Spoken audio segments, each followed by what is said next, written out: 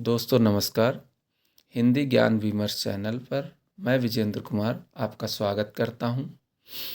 इस ज्ञान विमर्श चैनल पर अब तक जितने भी प्रतियोगी परीक्षाएं हुई हैं और उसमें व्याकरण के जितने भी टॉपिक्स हुए हैं उन सब की सरल, सटीक एवं प्रामाणिक व्याख्या हम इस चैनल पर देखेंगे।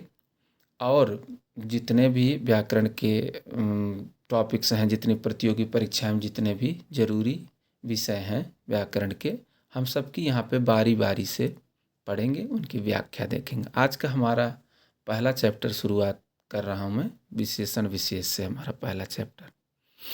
तो इसकी हम परिभाषा देख लेते हैं। क्या है? संज्ञा सर्वनाम की विशेषता बताने वाले शब्द को विशेषण कहते हैं। मतलब संज्ञा सर्वनाम की जो विशेषता होता है विशेषण है। जिस विकारी शब्द से, दूसरी परिभाषा, जिस विकारी शब्द से संज्ञा की व्याप्ति मर्यादित होती है वहाँ विशेषण होता है। तीसरा, विशेषण से संज्ञा की व्याप्ति परिमित या सीमित होती है। अब जरा से इसका हम अर्थ समझ लेते हैं। विकारी में क्या क्या आते हैं? विकारी शब्द में संज्ञा, सर्वनाम, विशेषण और क्रिया, ये विकारी शब्द के अंतर्गत आते हैं। अब ये जो शब्द लिखा है, विशेषण से संज्ञा की व्याप्ति परिमित या सीमित हो जाती है, इसका मतलब ये हुआ कि जैसे एक तरफ जहाँ पे विशेषण संज्ञा की या सर्वनाम की विशेषता बताता है, बढ़ाता है, लेकिन एक समय संज्ञा की सीमित भी कर देता है उसकी व्याप्ति को। जैसे हम गाय अगर कहें तो गाय में, गाय की जितनी भी वैरायटी है, गाय की जितनी भी जाति है और जितने भी रंग हैं, हर तरह की गाय उसमें आएंगे। लेकिन जब हम कह दिए कि सफ़ेद गाय या काली गाय, जैसे मान लो हमने कह दिया काली गाय, अब काली गाय से सिर्फ, अब हमें सिर्फ काली गाय के बारे में सोचना है, दूसरे किसी भी और गायों के बारे में नहीं सोचना। तो यहाँ पे गाय की एक पर सीमित हो गई गाय की विशेषता कि हमें सिर्फ काली गाय के बारे में सुनना। वही यहाँ भी कह रहा है, व्याप्ति मर्यादित होती है, व्याप्ति परिमित या सीमित होती है। विशेष से, विशेषण द्वारा जिसकी विशेषता बताई जाती है उसे विशेष कहते हैं। अर्थात संज्ञा सर्वनाम को ही विशेष कहते हैं। वही जो विशेषण द्वारा जिसकी विशेषता बताई उसे विशेष कहते हैं। अब इसका विशेषण के भेद। सार्वनामिक या संकेतवाचक विशेषण, पुरुषवाचक और निजवाचक सर्वनाम को छोड़कर अन्य सर्वनाम जब किसी संज्ञा के पूर्व में आए तो वहाँ सार्वनामिक विशेषण होता है। मतलब पुरुषवाचक में क्या है? मैं, हम, तुम, और निजवाचक सर्वनाम में आप। यहाँ पे आप जो है स्वयं कर्ता का कार्य करता है। जैसे तुम अपना काम आप ही करो, तो यही है। तो ये दोनों को छोड़ के अब जैसे सर्वनाम के हमारे 6 भेद होते हैं। अन्य भेद क्या है? निश्चयवाचक, यह वह, पास की वस्तु के लिए यह, दूर की वस्तु के लिए वह। अनिश्चयवाचक, कोई कुछ। संबंधवाचक, जो सो। प्रश्नवाचक, कौन क्या। ये हो गए सार्वनामिक विशेषण। तो इन बाकी अन्य निश्चयवाचक, अनिश्चयवाचक, संबंध, प्रश्न, इनमें से जब कोई सार्वनाम आएगा तो उसे सार्वनामिक विशेषण कहेंगे। जैसे एक उदाहरण हम देख ले रहे हैं, वह जा रहा है, यह सर्वनाम है। और अब दूसरा उदाहरण, वह लड़का जा रहा है। अब देखिए ये है लड़का संज्ञा, यहाँ पे वह आया है संकेतवाचक या सार्वनामिक विशेषण। विशेष संकेतवाचक या सार्वनामिक विशेषण इसे कहेंगे। वह लड़का जा रहा है, अब लड़के की तरफ इशारा किया जा रहा है, संकेत किया जा रहा है, तो यह सार्वनामिक विशेषण। अब दूसरा इसका भेद है गुणवाचक विशेषण। गुणवाचक विशेषण ये है कि गुण, दोष, रूप, रंग, आकार, दशा, स्थान, काल, दिशा आदि अवस्था का जहाँ बोध हो वहाँ गुणवाचक विशेषण होता है।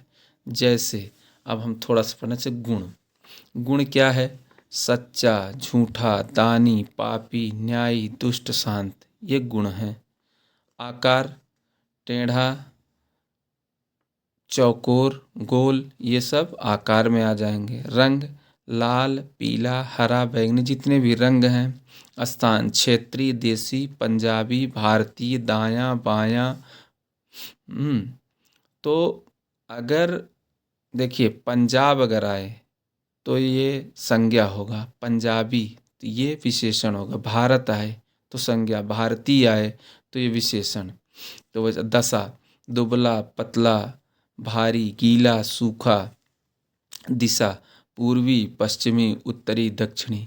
अर्थात गुणवाचक विशेषण में गुण दोष रूप रंग आकार दशा स्थान काल इस तरह का जब किसी अवस्था का बोध हो तो वहाँ गुणवाचक विशेषण होता है।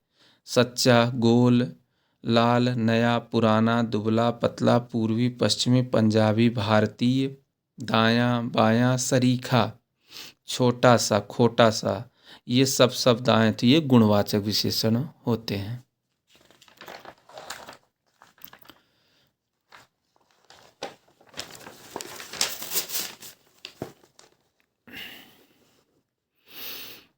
अब दूसरा इसका प्रकार है, दूसरा ने तीसरा, संख्यावाचक विशेषण।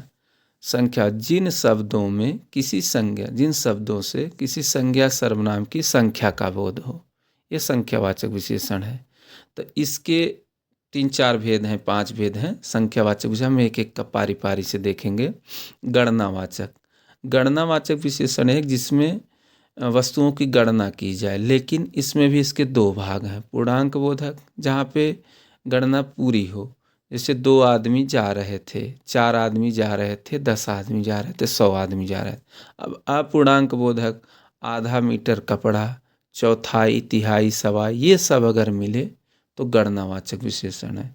दोस्तों ये बताना चाह रहा हूँ, संख्यावाचक विशेषण ये जो टॉपिक अभी शुरू हुआ है, इससे बहुत प्रश्न आते हैं ये, क्योंकि बड़ा कन्फ्यूजिंग होता है। इसलिए यहाँ पे हम बहुत ध्यान से सुनेंगे, तभी जाके आगे जब इसको हम प्रश्नों को देखेंगे तो गलत नहीं होंगे वो। तो पहला हमने फिर से एक बार मैं बता दे रहा हूँ, गणनावाचक। गणनावाचक क्या है? पूर्णांक, जिसमें गिनती की जाए, तो उसमें क्या है, इसका एक पार्ट है पूर्णांक बोधक। 2 आदमी, 6 आदमी, 7 आदमी या 2, 4, 10, जहाँ पे संख्या पूरी हो, पूर्णांक बोधक। अपूर्णांक बोधक, आधा, चौथाई, तिहाई, सवा, ये सब आए तो अपूर्णांक बोधक। दूसरा है क्रमवाचक, क्रम के अनुसार गणना का बोध हो। क्रम को मतलब कि सीरियल, जैसे पहला लड़का, 5वीं मंजिल, तृतीय श्रेणी, 10वां आदमी, जहाँ कोई चीज़ सीरियल के अनुसार नहीं बताई जाए तो वहाँ पे क्रमवाचक विशेषण हम कहेंगे। अब आवृत्तिवाचक, इसका सी है, आवृत्तिवाचक, किसी संख्या की आवृत्ति मतलब रिपीटिशन, बार बार कोई चीज़ रिपीट की जाए। जैसे दुगुना, दुगुना का मतलब क्या हुआ? 2 गुना, 2 बार, चौगुना 4 बार, 2 12, 2 बार, 3 12, 3 बार, 100 गुना 100 बार। अर्थात कोई चीज़ बार बार रिपीट की जाए तो वही लिखा है आवृत्तिवाचक, किसी संख्या की आवृत्ति, 2 गुना, चौगुना, 2 12, 3 12, 100 गुना।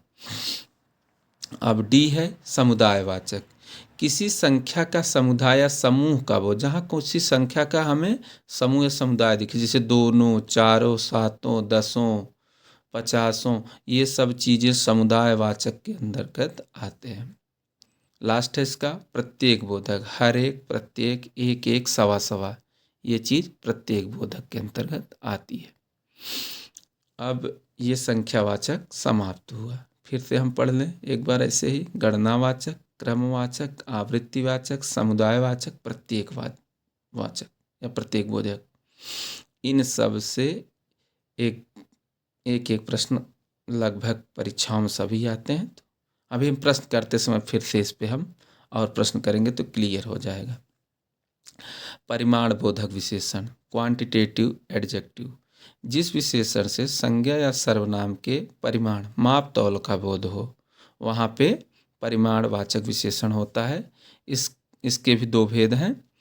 पहला इसमें हम करते हैं निश्चय परिमाणवाचक या परिमाण बोधक विशेषण, निश्चित मात्रा का जहाँ पे ज्ञान हो पदार्थ की, जैसे 2 किलो गेहूँ, 1 तोला हींग, 1 लीटर दूध। परिमाण माप तौल की चीज़ों में निश्चित मात्रा ज्ञान मिल जाए, जैसे 2 किलो चीनी, 1 तोला हींग, 1 लीटर दूध। अब अनिश्चित परिमाण बोधक विशेषण, निश्चित मात्रा का ज्ञान न हो, जैसे सभागार में बहुत आदमी थे, कितने आदमी थे पता नहीं, मेले में अनेक पशु पक्षी थे, थोड़ा सा आटा। तो अनेक कितने थे पता नहीं, थोड़ा सा पता नहीं।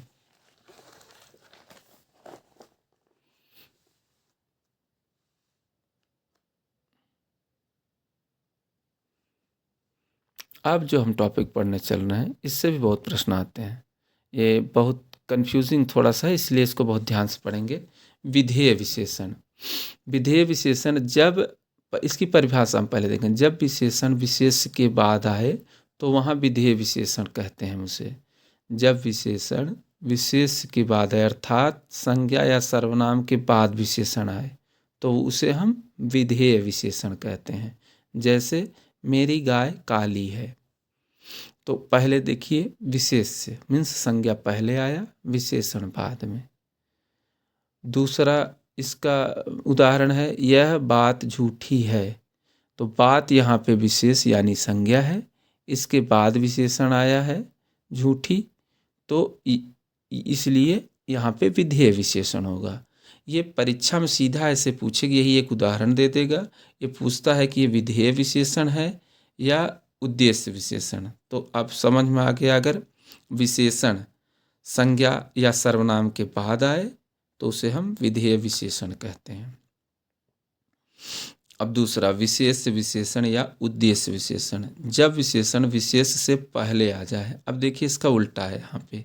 जब विशेषण संज्ञा या सर्वनाम से पहले आए, जैसे उदाहरण है काली गाय, विशेषण पहले विशेष बाद में।